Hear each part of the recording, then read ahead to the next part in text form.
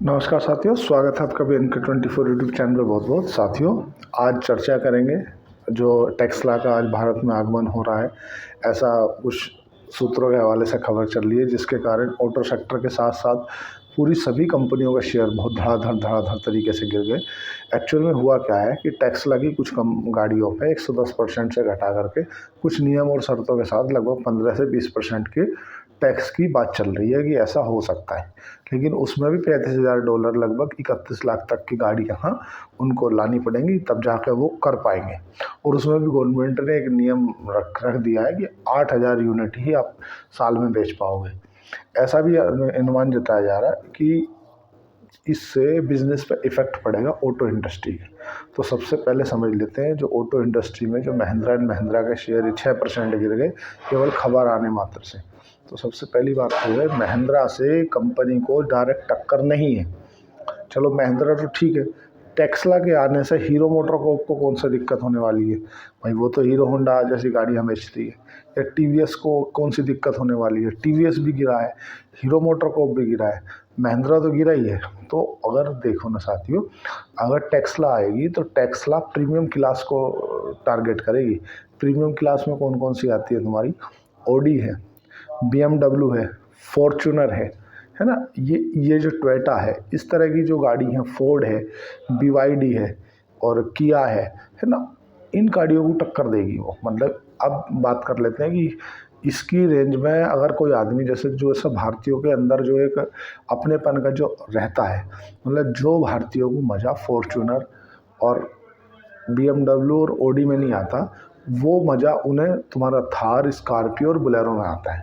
पहली बात ये देखो साथियों, अब से 4-5 साल पहले अगर महिंद्रा की बात करें तो महिंद्रा का जो स्टॉक था वो 600, 400, 500 रुपये में मिल रहा था। तो क्या इससे कोई बिजनेस इफेक्ट हो रहा है? साथियों आप ये समझो कि इसके आने से जो यहाँ लोकल गाड़ियाँ हैं उन पे इतना इफेक्ट नहीं पड़ेगा। क्यों नहीं पड़ेगा? क्योंकि भारत की जो जीवन शैली है वो थार, स्कॉर्पियो, बोलेरो ऐसी गाड़ियों पर ज़्यादा क्रेडर करते हैं। कुछ प्रीमियम क्लास ज़रूर हैं, तो गाड़ियाँ बेचने जैसे इनके लिए कोई दिक्कत वाली बात आएगी नहीं। लेकिन इतनी भी घबराने वाली कोई बात है नहीं कि ऑटो इंडस्ट्री में कुछ है, कुछ हो जाएगा या टेस्ला आ जाएगी तो सबकी मार्केट ले लेगी। साथियों Mahindra company, Maruti Suzuki Maruti company उस समय भी चल रही थी जब 1990 से पहले जब विदेशी कंपनियों का आगमन नहीं हुआ था।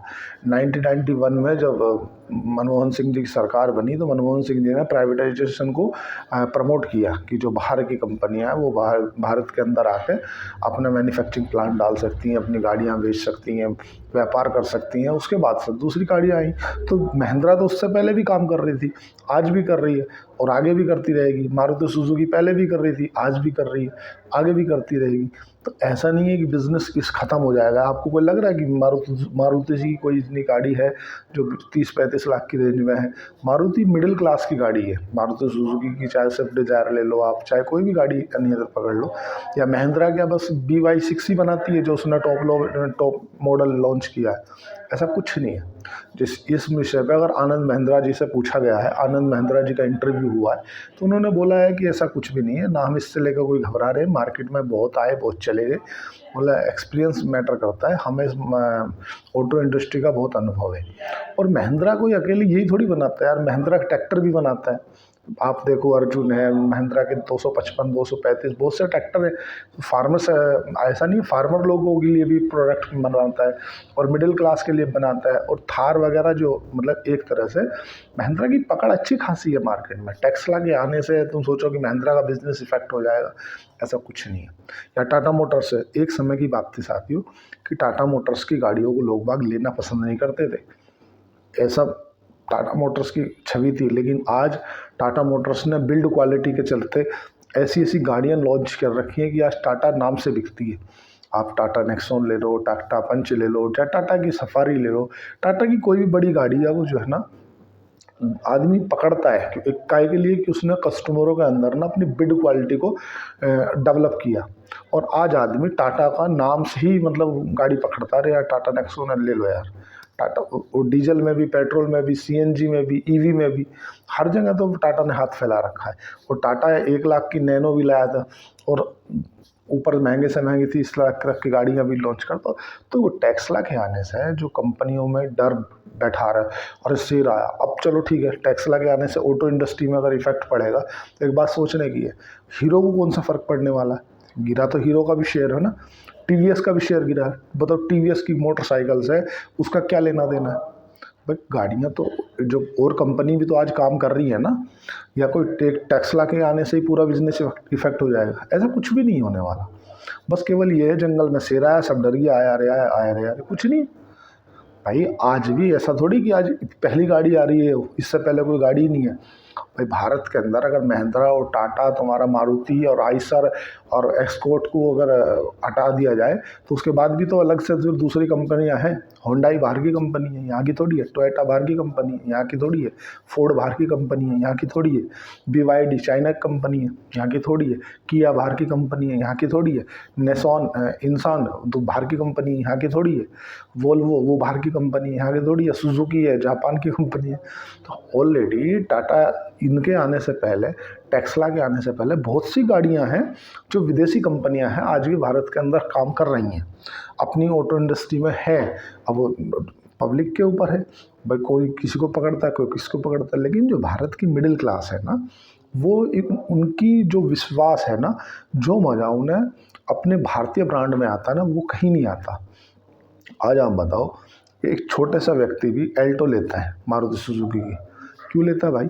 क्योंकि उस चीज़ में एक मज़ा क्रिएट होता है। और मान लो अगर 30 लाख 35 लाख का किसी का बजट है, अब एक तरफ तो उसके पास में ऑप्शन है कि यार मैं स्कॉर्पियो ले लूँ, है ना। एक तरफ ऑप्शन है कोई जर्मनी की कंपनी की या तुम्हारा दूसरी कंपनी की, और नहीं यार अपन स्कॉर्पियो लेंगे। क्यों? क्योंकि जानते हैं अल्टीमेटली होता क्या साथियों, जो मैं हूँ, आप हो, सब के अंदर वुमेन नेचर है। अभी लोग बाग एप्पल का फ़ोन लेते क्यों है और लेने के बाद यहीं क्यों रखते हैं? कभी सोचा भाई? ताकि लोगों को दिखे कि तुम्हारे पास एप्पल है। ऐसा समझो, अगर आप किसी टियर 3 सिटी में गए, मतलब जहाँ पे लोग बाग रोल्स रॉय को नहीं जानते कि रोल्स रॉय कितनी महंगी गाड़ी है ना, या तुम्हारा BMW को नहीं जानते, तो अब वो सोचा ठीक है स्लैग होगा। लेकिन स्कॉर्पियो, अरे यार ब्लैक कलर की स्कॉर्पियो है यार भाई सबके पास। तो अल्टीमेटली होता क्या है कि जहाँ लोगों का जो एक नेचर जुड़ा रहता है और उसी काम को करने में लोगों को मज़ा आता है। भाई आज स्कॉर्पियो भारत के अंदर लगभग सभी लोग जानते हैं, महिंद्रा को सभी जानते हैं। आज ऐसा बिल्कुल भी नहीं है कि आप सोचो कि टेस्ला के आने से महिंद्रा का जैसे स्टॉक 6% गिर गया, तो इसका कोई बिजनेस पे इफेक्ट थोड़ी पड़ रहा है। ऐसे समय में जो बढ़िया निवेशक होते हैं वो अच्छी कंपनियों के स्टॉक उठा लेते हैं, क्योंकि एक तरह से सेल है। भाई जंगल में शेर आया, अब शेर आया, बताओ मारुति सुजुकी तो गिरा ही, ये तुम्हारा महिंद्रा तो गिरा ही, टाटा तो गिरा ही, वो समझ में आता है। हीरो भी गिर गया है, बताओ टेस्ला का हीरो मोटरसाइकिल से कौन सा कंपटीशन है? पर नहीं, बस जंगल में शेर आया, आया आया, सब धड़ धड़ धड़ धड़ धड़ सब बेचा, चलो बेचो बेचो बेचो। कुछ नहीं। आनंद महिंद्रा बहुत पुराने अनुभवी व्यक्ति हैं, वे उस समय भी थे जब भारतीय कंपनियां यहाँ पे नहीं आई थी। 1990 की पहले की बात कर रहा हूँ। और 1991 में जब मनमोहन सिंह की सरकार आई, उन्होंने बोला कि अब जो है प्राइवेटाइजेशन को बढ़ावा देंगे, जो बाहर की कंपनियां हैं वो भी आके देंगे। तो उसके बाद से फिर हो गई। ये सब बिना कारण गिर रहे हैं बाजार। अगर बात करें केवल टेस्ला की, अब होता क्या है कि देखो, हमारा भारत शेयर बाजार गिर रहा, कोई दिक्कत।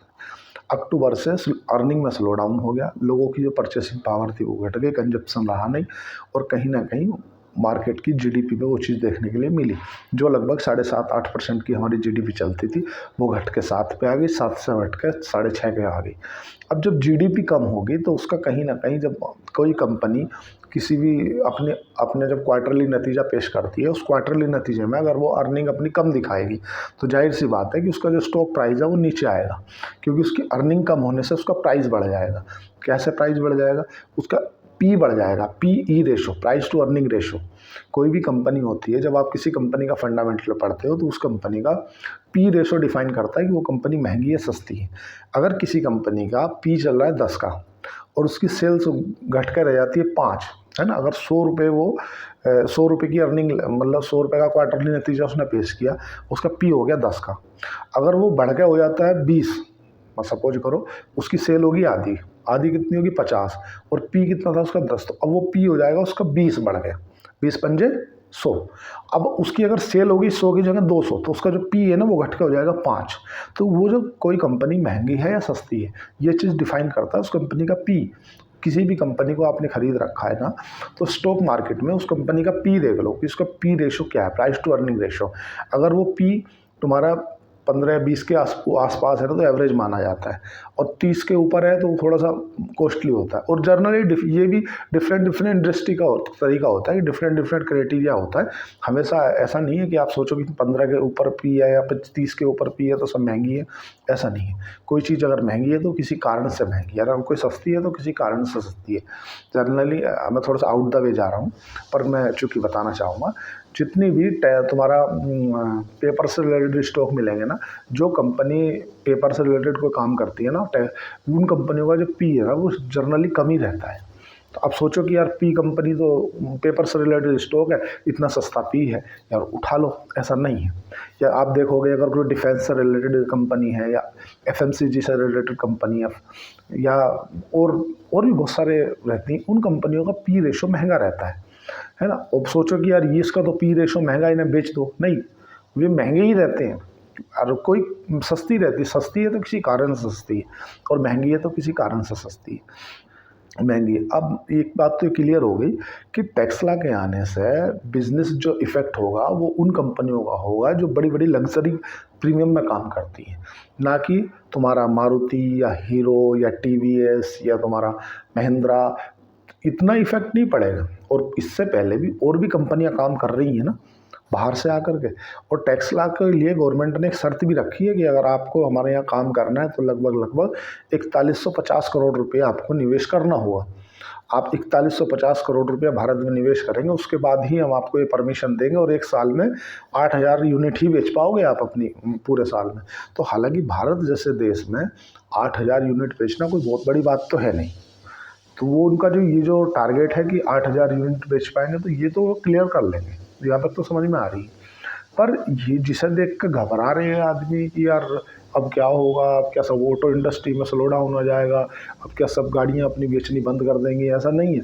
कम से कम 30-40 कंपनियाँ हैं अगर आप सर्च करोगे तो, जिसमें अगर टॉप 6-7 कंपनियों की बात करें, उन्हीं के पास में ज़्यादा मार्केट शेयर है। अब क्या तुम्हें लग रहा है कि मान लो मैं हूँ, या अगर कोई थर्ड जो टियर 3 सिटी में रहता है, वो क्या टेस्ला खरीदेगा, उस टेस्ला में गाँव घूमेगा? नहीं भाई। उसके अंदर जो मज़ा उसे बोलेरो में चलने में आता है, जो मज़ा उसे स्कॉर्पियो में चलने आता है, जो मज़ा उसे टाटा सफारी में चलने में आता है, जो मज़ा उसे स्विफ्ट डिज़ायर में चलना आता है, टाटा नेक्सॉन में आता है, वो मज़ा उसे टेस्ला नहीं देगी। टेस्ला जरूर इफेक्ट करेगी, लेकिन प्रीमियम क्लास को। प्रीमियम क्लास में वोल्वो, BMW, ऑडी, इस तरह की गाड़ियां हैं जो काम करती हैं। और अभी एक गाड़ी लॉन्च की थी महिंद्रा ने, B6 शायद था, उससे लोग सोच रहे कि उसका इफेक्ट हो जाएगा। यार वो 18-20 लाख की गाड़ी, और जो उसका प्रीमियम, अगर प्रीमियम की बात की जाए ना, बिल्कुल छोटे वाले मतलब चीप रेंज वाले भी प्रोडक्ट की बात की जाए ना टेस्ला की, तो वो भी 31-32 लाख से स्टार्ट है। अब बताओ 31 लाख, जिस व्यक्ति का बजट ही सब जोड़ जाड़ के उसका 21 लाख हो रहा है, और उसे 10 लाख एडिशनल डालने पड़ रहे, और जो मज़ा उसे उसमें आ रहा है वही मज़ा उसे उसमें आ रहा है। बोले यार हटाओ, उसमें कुछ नहीं जाना। तो आप ये ना समझें कि यार टेस्ला के आने से क्या बिजनेस महिंद्रा या और कंपनियों का इफेक्ट होगा। देखो, जो जिस तरह का प्रोडक्ट रहता है वो उसी तरह से जाता है।